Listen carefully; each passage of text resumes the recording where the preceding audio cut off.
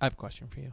Mm-hmm. Do you know anybody that we could call that knows a lot about high school football? And I need somebody with some bona fides. I need somebody maybe who's, I don't know, won some awards or is in a Hall of Fame or something like that. Do you know anybody that we could call? Like someone that knows more than you? Yes, I mean Lots of people. that's a low bar to clear. I'm not talking about that. But let's the best raise of the best? Raise the Best bar of even the higher. best? Yeah, let's talk about that. Do we have somebody we can call? TUESWAYs? Isn't it TUESWAYs? Not you too. Let's go to the hotline, Mallory, and let's bring in the Hall of Famer himself, the Texas Football Hall of Famer, the voice of the Texas Longhorns. You can hear him on the horn in Austin every weekday. It's our friend Craig Way. Mr. Way, how does today find you? Is the reason that you were throwing out all of those compliments there because you added the additional spirit, knowledge, and intellect of one Mallory Hartley? Yes. No. That's exactly why. That's Absolutely not. That's precisely why. All right. So Craig, now we've had a little bit of time to let the dust settle on week one. And I know that in the moment there on week one on Friday night, I kind of looked around and I was like, man, week one's always a little bit, to coin a phrase, crazy town banana pants. But this one felt even I wouldn't say the craziest, but certainly I would say above average. Now that the dust has settled, where do you fall on what we saw in week one vis-a-vis maybe what we expected? A little wonky. Mm-hmm. Yeah, I agree with you. I mean, I think every time we saw a brand name either push to the limit or lose, somebody else would come out with another tweet on any of a number of social media sites that we might follow or folks that we might follow on Twitter where they're saying, when's the last time that Shiner and Refugio lost on the same night? When's the last time that Shiner, Refugio, and Alito lost on the same night? And on and on and on. And it went on. When's the last time Shiner, Refugio, Alito, and Denton Ryan all lost on the same weekend? That kind of thing. So that made it a little bit wonky. But then I think you just circle back to week one. I mean, we've seen some spooky results from week one from teams that then turned around and went on and won state championships. So I have always leaned toward trying not to be too much a prisoner of the moment on week one, but it's hard not to do because we're all swept up in the excitement of getting the whole thing underway. So it's understandable. Yeah, I think that's it. I understand. I think that we're because we're all really excited about week one. Oh man, it's here finally. We want. I think we want to get swept up. We want to allow that to happen, but it's a lot harder, a lot easier said than done. So I'm very, very interested to see how week two shakes out. There's a couple of individual results that I want to particularly ask you about. One of them is what happened down in Austin, and that is what we saw with Dripping Springs getting the win over Austin Vandegrift. I made the point on your show earlier today that I think that says more about Dripping Springs as it says about Vandegrift. Do you disagree with that? Because I feel like what this says to me is, all right, Dripping Springs, which is an excellent 5A team, is ready for primetime in 6A. I agree, and some folks may ultimately point to it down the road and say, well, really and truly, how ready were they when they still have to play Westlake and Lake Travis and district play, yada, yada, yada. It goes on to go forth. And I don't even think you can take the true measure of how good Dripping Springs might be this year based on the fact that they still have to deal with those two. And by the way, as you know, Lake Travis also took a hit, which you said would probably happen in week one. Against Arlington Martin. Now, I don't think anybody expected Bo Edmondson not to play. It was a back injury that happened during the practice week. I had Hank Carter on my show this morning, and Hank said he's made progress, but he wasn't quite ready to say that Bo would be ready for that huge matchup they have at Steele this week. So we'll see with regard to that. But back to what you're saying about Drip, Galen Zimmerman's been building this program. He knows the coaches in this area. These kids know each other very well. Lake Travis, before the Lake Travis School District came into being in the early 70s, all Lake Travis and Lakeway kids went to Drip. They were in the Dripping ISD. So, these families have grown up for the past couple of the past couple of go-arounds, generations, knowing one another very well. Same thing with Westlake. People had said that Lake Travis was the new Westlake. Then they said Vandegrift was the new Lake Travis. So does that mean that Drip is the new Vandegrift? I don't know. I think it's all kind of intertwined with one another. Talking the correct way, the Texas High School Hall of Famer here on Texas Football Today. Get involved in the conversation, hashtag TF Today. All right, then and I'm going to throw you a little bit of a curveball here because this is another result that I think is hard to parse from week one. And that is what St. John Bosco did to Allen in 52-14. Of course, St. John Bosco, the number one team in the state, or I'm sorry, number one team in the nation, I should say. They don't play in the state. They're from California. But obviously playing under different rules. I'm not trying to minimize what they do. They're obviously an incredible football team, but they are not a Texas high school football team that plays under UIL guidelines or anything like that. At the same time, Allen was functionally non-competitive in this game.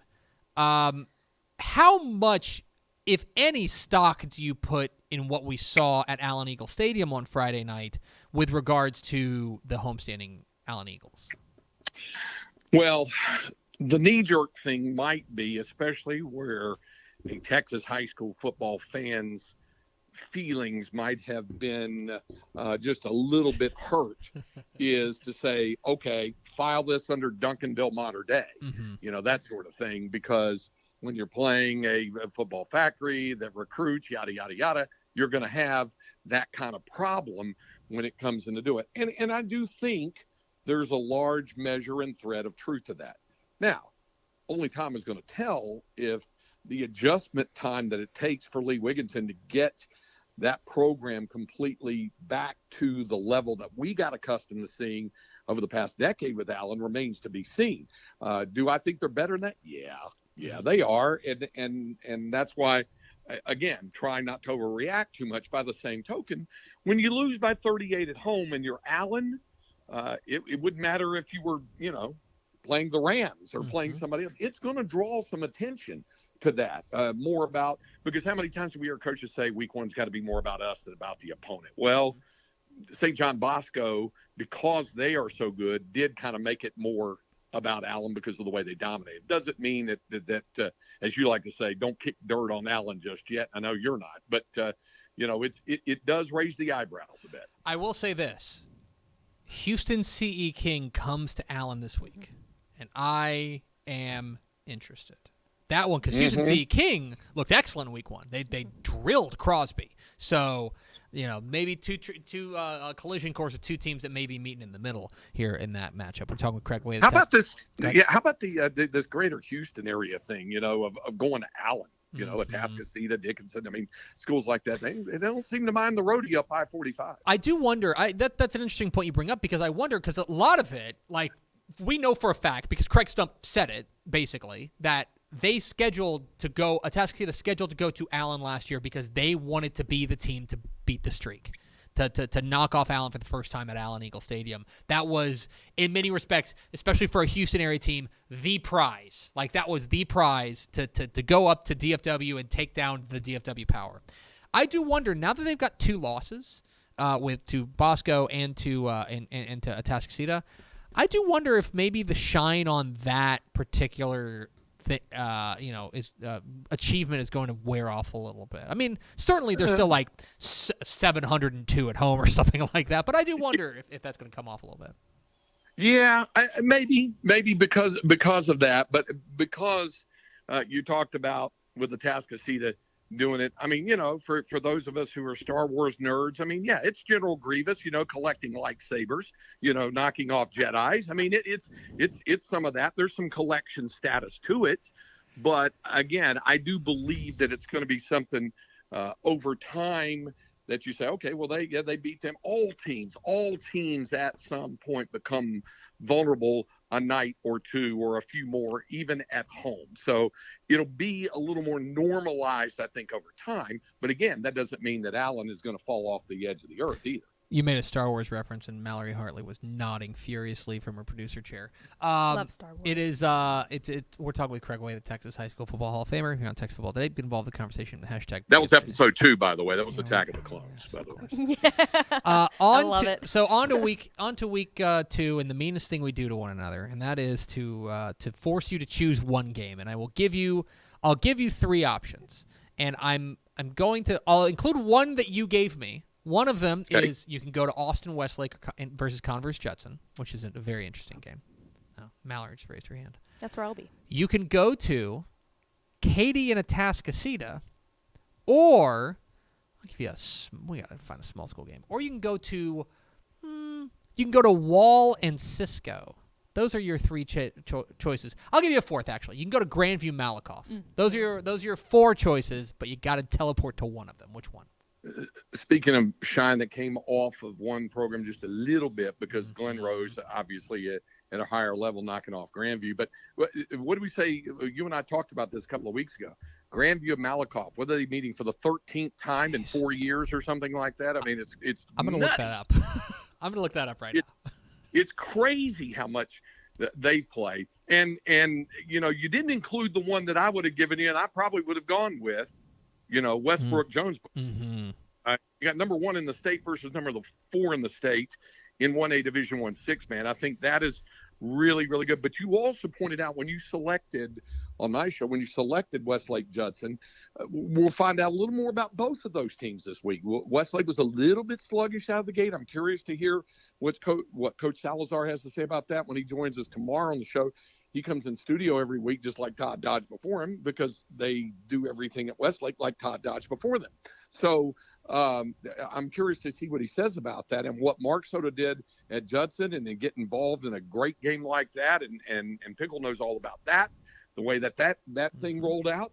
I think it'll be a lot of fun. That should be a really fun matchup. It is the 7th meeting between Malakoff and Grandview since 2018. Jeez. So they have gotten to know each other, which is strange because they're in the same if it's a big woods, then they're in the same neck of the woods. You know what I mean? Like if the entire state is the woods, then they're kind of close. But Malakoff, they are on opposite ends of the Enchanted Forest. I'm telling you, they're way out there. You'd have to road trip it a little bit, but they've gotten comfortable with one another and playing one another, and most of the time it's a good game. Yeah. So I'm all for those kinds of games. Who knows? Maybe Grandview Malakoff ultimately transitions into USC Notre Dame. It's 2 college programs from disparate parts of the nation that gather together every year, and it's become a big rivalry game. Who knows? Maybe that happens someday. Could happen. He's Craig Way. He's a Texas High School Football Hall of Famer. Of course, listen to him on the Horn in Austin every weekday, and you can see him back in studio, back in the saddle on High School Scoreboard Live, 11 o'clock Friday night on Bally Sports Southwest, alongside myself and Aaron Hardigan. Craig, appreciate your time, my friend, and I will see you. Go ahead. I'll leave you with this. Did you like the reference I made when we were going over the games to select for shooting and our producer Patrick Madrosky listed, I forgot who it even was playing Frederick, Oklahoma, and I said, well, Frederick just played Wellington last week, and Wellington beat them 8-6. They must have got a 3-run walk-off homer, or something like that to win that 8-6. But we got another Texas team going up north of the border to play Frederick this week. Noted Dodgers fan, Craig Way. You guys been having a lot of walk-off homers lately.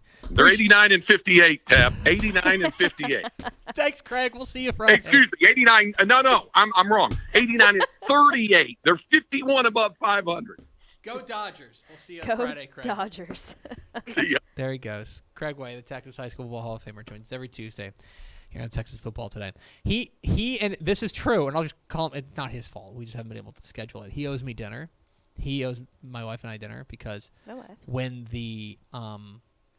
remember in 2020, they played the World Series in a neutral site in Arlington. Yep. My brother and I were able to acquire tickets, which then we were let's just say they were more investment properties than they were, enjoyment properties. If that makes sense. But Craig's a big Dodgers fan, Dodgers and Rays, and so I cut Craig a deal on some World Series tickets to go watch the World Series, and I said, pay me. Basically, I was like, pay me face for the tickets, and then you also owe me and my wife dinner sometime. So, where are you gonna go?